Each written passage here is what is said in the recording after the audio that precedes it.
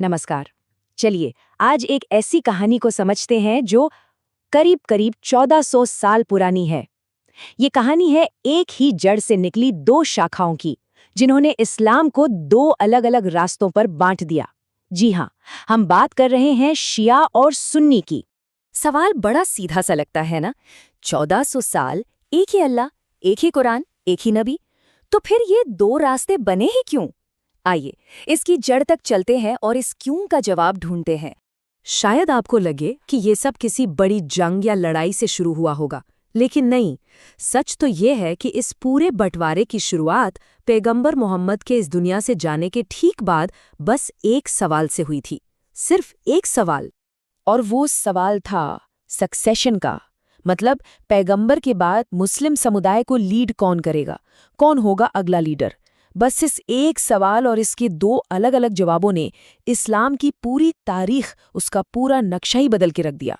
तो इस सवाल के दो जवाब आए। एक तरफ है सुन्नी नजरिया। इसके हिसाब से पैगंबर ने किसी को नामजद नहीं किया था, तो कम्युनिटी ने मिलकर आपस में मशवरा करके उनके सबसे करीबी साथी हजरत अबू बकर को अपना पहला कैलिफ यानी खलीफा चुन लिया। फिर आती है दूसरी तरफ शिया नजरिया। इनका मानना है कि पैगंबर ने अल्लाह के हुक्म से अपने कजिन और दामाद हजरत अली को अपना सक्सेसर पहले ही बना दिया था। बस यही वो पॉइंट था जहां से दो रास्ते अलग हो गए। तो शुरुआत में जो एक पॉलिटिकल डिफरेंस था लीडरशिप को लेकर, वो धीरे धीरे आप कह सकते हैं मजहबी अकीदे यानी धार्मिक विश्वास का फर्क बन गया। पर यह हुआ कैसे? चलिए देखते हैं। अब ये जो स्क्रीन पर है ना, ये इस पूरे फर्क की जड़ है। देखिए, सुन्नी इस्लाम में कॉन्सेप्ट है खिलाफत का, मतलब लीडर को कम्युनिटी चुनती है। लेकिन शिया इस्लाम में कॉन्सेप्ट है इमामत का। यहाँ माना जाता है कि लीडर वो डिवाइन अपॉइंटमेंट से आता है, सीधे पैगंबर के परिवार से। एक और बड़ा फर्क, गाइडेंस के लिए सुन्नी पैगंबर के साथियों यानी सहाबा को देखते हैं, जबकि शिया के लिए गाइडेंस का सिलसिला सिर्फ पैगंबर के घर वालों यानी अहले बैत से ही चलता है। अच्छा, ये जो बड़े बड़े कॉन्सेप्ट के फर्क है ना, ये रोजमर्रा की जिंदगी या तक की इबादत में भी दिखते हैं। छोटे छोटे डिफरेंसेस, जैसे नमाज में हाथ कहाँ रखे जाते हैं, बंधे हुए या खुले। सजदा कहाँ किया जाता है, कारपेट पर या मिट्टी की एक टैबलेट जिसे तुरबा कहते हैं उस पर। यहाँ तक कि वुजू में भी पैर धोए जाते हैं या उन पर सिर्फ मसा किया जाता है। तरीके अलग अलग हैं, पर यह याद रखना जरूरी है कि नियत और इबादत एक ही अल्लाह के लिए है। तो अगर सक्सेशन का सवाल एक चिंगारी थी, तो करबला का वाकया वो आग थी जिसने इस बंटवारे को हमेशा हमेशा के लिए, आप कह सकते हैं, सीमेंट कर दिया।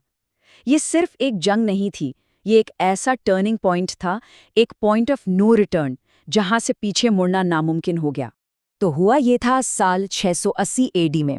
उस वक्त का जो रूलर था यजीद, उसने पैगंबर के नाती हजरत हुसैन से कहा कि वो उसकी हुकूमत को कबूल करें। इसको कहते हैं बैयत।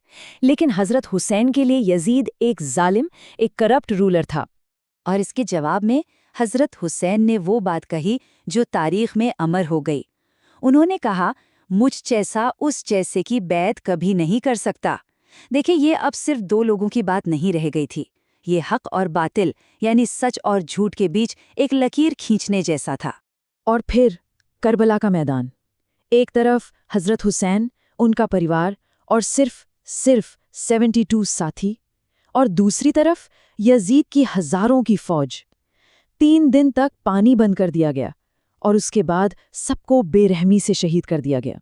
और इस एक वाक़े की जो लेगेसी है, जो याद है, वो दोनों कम्युनिटीज़ के लिए अलग अलग मायने रखती है।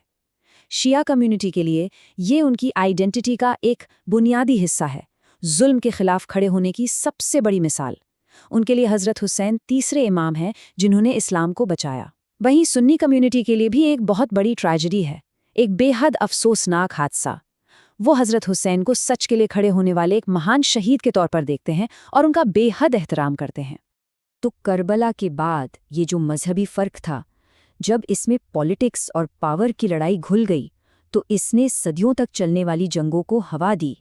और इतिहास इस बात का गवाह है। बिल्कुल शुरुआती दौर की सिविल वॉर्स, जैसे जमल और सिफीन की लड़ाइयाँ, वहाँ से लेकर 16वीं-17वीं सदी में जब सफवी जो शिया थे और ऑटोमन जो सुन्नी थे, इन दो बड़ी एम्पायर्स के बीच जमकर लड़ाइयाँ हुईं।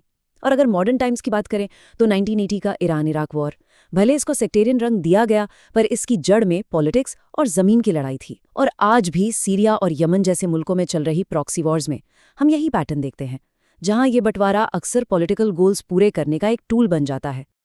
और यहाँ एक बात साफ समझनी बहुत जरूरी है, इनमें से ज्यादातर लड़ाइयों के पीछे असली वजह पावर, जमीन और पॉलिटिकल इन्फ्लुएंस थी।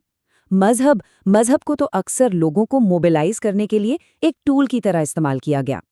इतनी तारीख सुनकर लगता है तो क्या इसका कोई सल्यूशन है ही नहीं? बिल्कुल है, क्योंकि इतिहास में अगर जंगें हैं तो एकता और साथ रहने की कोशिशें भी उतनी ही सच हैं। तो चलिए अब उस रास्ते की बात करते हैं जो कोएग्जिस्टेंस की तरफ जाता है। दुनिया भर के स्कॉलर्स और समझदार लोग अब इस नतीजे पे पहुंचे हैं कि सॉल्यूशन डिफरेंसेस को मिटाने में नहीं है, सॉल्यूशन है एक्सेप्टेंस में, उन्हें कबूल करने में। तो ये एक्सेप्टेंस आएगी कैसे? इसके लिए 3 सीधे रास्ते सुझाए जाते हैं। पहला, रिस्पेक्ट विदाउट अग्रीमेंट, मतलब जरूरी नहीं कि हम इतिहास पर एग्री करें, पर हम एक दूसरे के व्यू पॉइंट की इज्जत तो कर ही सकते हैं। दूसरा, कॉमन ग्राउंड पर फोकस करना, जो 90% चीजें सेम हैं, एक अल्लाह, एक कुरान, एक नबी, उन पर ध्यान देना। और तीसरा, सबसे जरूरी, डायलॉग और एजुकेशन, आपस में बात करके एक दूसरे को समझकर गलतफहमियों को दूर करना। और ये मत सोचिए कि ये सब नई बातें हैं, ऐसी कोशिशें हमेशा से हुई हैं। अल्लामा इकबाल जैसे थिंकर्स ने पैन इस्लामिक यूनिटी की बात की। फिर 1947 में मिस्र की अल अजहर यूनिवर्सिटी ने वो हिस्टोरिक फतवा जारी किया जिसमें शिया इस्लाम को एक वैलिड स्कूल ऑफ थॉट माना गया। फिर 2004 का अम्मान मैसेज आया, जहां 200 से ज्यादा बड़े बड़े स्कॉलर्स ने मिलकर एक दूसरे को नॉन मुस्लिम कहने को गलत ठहराया। और हाल ही में ईरान और सऊदी अरब के बीच जो पॉलिटिकल नॉर्मलाइजेशन हो रही है, वो भी इसी दिशा में एक उम्मीद की किरण है। तो आखिर में सवाल ये नहीं है कि क्या ये दोनों फिरके कभी एक हो सकते हैं, क्योंकि इतिहास को तो बदला नहीं जा सकता है ना। असली सवाल ये है कि क्या अलग अलग रास्तों पर चलते हुए भी एक दूसरे को इज्जत के साथ एक्सेप्ट किया जा सकता है, क्योंकि सल्यूशन एक हो जाने में नहीं है, बल्कि एक दूसरे को कबूल करने में है। और इसके लिए हम सबको मिलकर तैयार होना होगा।